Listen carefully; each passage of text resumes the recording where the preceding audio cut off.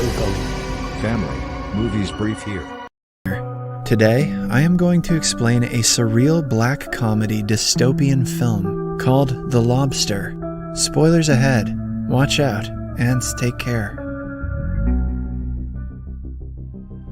In the near dystopian future, not being in a relationship is considered a crime. To survive in the world, one should always be with a romantic partner. People must go everywhere with their partners, or else they are punishable by law. All newly single people are brought to a hotel that gives them a chance to find a romantic partner in the course of 45 days. If they are unable to find one, they are turned into an animal of their choice through a modern technique. The opening scene of the movie shows us a woman driving down a road until she reaches a field with small donkeys. She gets out of her car and shoots one of the donkeys until it is dead. The protagonist of the movie is an architect named David.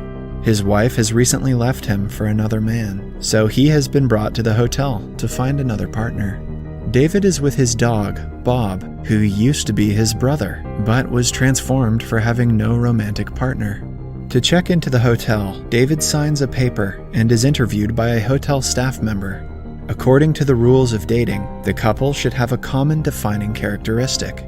David's defining characteristic is that he is short-sighted, meaning he should look for a partner who is short-sighted as well. David also reveals that he has been with his wife for 11 years, but she left him for another short-sighted man. I guess he didn't see it coming. After that, he is taken to his room and is briefed about the rules of the hotel by the manager and her husband. When the manager asks him what kind of animal he would like to be if he doesn't find a partner, David replies that he wants to be a lobster because they live for over 100 years and are fertile throughout their life. He also adds that he loves the sea and is quite good at swimming. The manager praises his choice of animal, claiming that most choose to be dogs, which affects the ecosystem and the animal food chain. Before they leave, the hotel's maid cuffs one of David's hands to keep him from pleasuring himself, which is against the hotel's rules. Good thing David's a lefty. The following day at breakfast, he makes friends with two men, one who speaks with a lisp, Robert, and one who walks with a limp, John. They both are searching for girls with the same attributes as themselves. While skimming through the dining area, they notice a woman whose nose always bleeds, and a woman who is heartless, but there is no one whose attributes align with theirs. Later, during an assembly, the singles are called up to speak and talk about their unique qualities. John says that he acquired his limp when he visited his mother, who had turned into a wolf. He is here because his wife died some time ago. Similarly, the others share their experiences. Throughout the day, the singles are given opportunities to talk to their potential partners. At a dance party, David asks the nosebleed girl to dance with him, but realizes that they do not have a common attribute. Following that, they are called to go to the woods to hunt the loners. Loners are the people who ran away from the hotel because they didn't want to be turned into animals. Since the police in the city would send them back to the hotel, they form a colony and stay in the woods. The singles are allowed to hunt them by shooting them with tranquilizers. Then, the loners are brought back to the hotel and turned into animals. The number of loners the singles catch will be added to the number of days they have left in the hotel. On the first day, David catches none, meaning that his days are going down more rapidly. The best hunter among the singles is the heartless woman, who catches about 10 in a single hunt. The hotel also has weird rules that at night, the maid should arouse the men, so they are interested in finding a partner quicker. One day, Robert is found pleasuring himself, and as a punishment, his hand is burnt in a toaster. Wow, this is some Dobby the house elf shit. In their next hunt, David sits next to the woman, whose characteristic feature is that she likes butter biscuits. She talks to David, who shows no interest in her, even when she offers sexual favors. While talking, she reveals that she plans to jump out of the window of her room if she doesn't get a partner in time. During a swimming lesson, John, the guy who limps, hits his nose, making it bleed. He then approaches the nosebleed girl, lying that his nose bleeds all the time to match their attributes. At the next evening party, John and the nosebleed girl are pronounced a couple and are shifted to a double room. A few days later, the Butter Biscuits girl jumps out of her window and commits suicide. The ruthless girl watches her whimper in pain, but doesn't get up to help her. Now, David only has a week left to find himself a girl, so he approaches the heartless girl, acting like he doesn't care for people's lives either. The woman is looking for someone who has no emotions, like her, so she is attracted to David. They hang out and talk for a while, throughout which David keeps up the act. One day, they are in a hot tub where the woman fakes her death to see if David cares. However, he stays in his seat and ignores her completely. This makes the woman realize that he is actually like her, and she starts to date him. They are even put together in a double room and allowed to perform activities reserved for only couples, like playing tennis and sitting at a table for two. They stay as a couple for a few days, but the ruthless girl notices David showing emotions when they get intimate. So, one morning, she kicks his brother Bob to death to test him. David says that it is no problem at first, but then the woman finds him crying in the bathroom. She drags him through the hallways to take him to the manager for lying, but David knocks her out with a tranquilizer gun before she can. The maid watches him do so and promises to not tell anyone.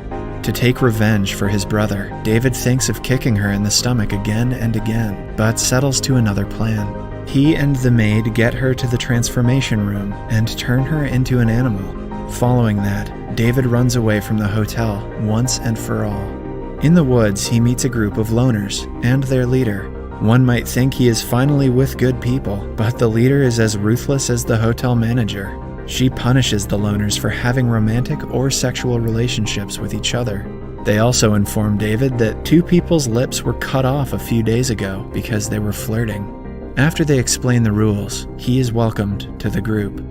One of the loner girls with black hair and short-sightedness, like David, looks at him for the first time and is instantly attracted to him. But because of the loner's rule, she only talks to him as a friend. In the evening, when the hotel guests come for the hunt, Robert catches David. David tries to save his life, claiming that Robert is his best friend, but the guy is adamant about catching him because he only has 2 days left. The black-haired girl hits him from behind and saves David's life. At the same time, we see the maid of the hotel meeting with the lead loner. It turns out that the two meet every time she comes hunting to inform the leader about what is going on at the hotel. The maid is not happy with her husband, but doesn't want to leave him because she will end up in the hotel as a guest.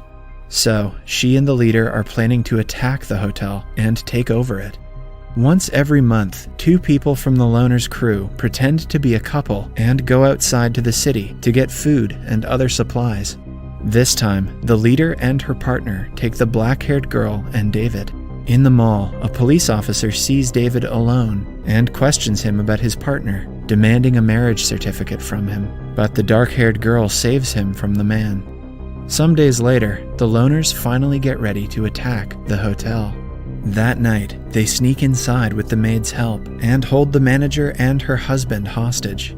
They ask the husband to shoot his wife dead if he wants to save his own life. The guy doesn't care about his wife at all, so he shoots her without hesitating. But it turns out that the gun was unloaded, and the purpose of the abduction was to show the couple they do not care about each other and are in a hollow relationship. At the same time, David visits John and the nosebleed girl and reveals to her that he is faking the nosebleed so that they could be together. The loners leave abruptly after proving their point and return back to the woods. That night, the maid joins the loner group. In the course of the next few days, the black-haired girl and David get closer and start liking each other. They even plan to run away from the group so they can be together. The girl writes all of this in her journal, but before they can execute their plan, the leader reads the journal and gets to know about their affair. She is enraged by the betrayal, but doesn't confront them. Instead, some days later, she takes the dark-haired girl to the city, claiming that she will fix her short-sightedness, but instead makes her go blind. After returning to the woods, the dark-haired girl finds out what is going on and tries to kill the leader. In the attempt, she kills the hotel's maid instead. The leader spares her and lets her go to David. At first, she tries to hide the fact that she has gone blind, but then comes clean. She is scared that he will leave her now that they do not have any matching attributes. David is unsettled, but decides that he wants to stay with her and helps her out with her other senses of touch and smell. For the next few days, they try to find other attributes that they might have in common, but are unsuccessful. David doesn't want to let go of her, so he suggests they kill the leader and run away from the woods. They put their plan into action at night. David abducts the leader and throws her into an open grave. A while later, some wild dogs approach her and start devouring her body. Meanwhile, he and the dark-haired girl dress up and run away from the woods. Eventually, they stop at a diner in the city. David has decided to blind himself so the two have matching qualities. They talk for a while about the decision and ask the waiter for a knife. David gets up and goes to the bathroom to blind himself, but stops midway. The movie ends abruptly, without showing if they ever lived a normal life. Subscribe for more videos like this, turn on notifications, and leave a like to help the channel out. Thank you for watching.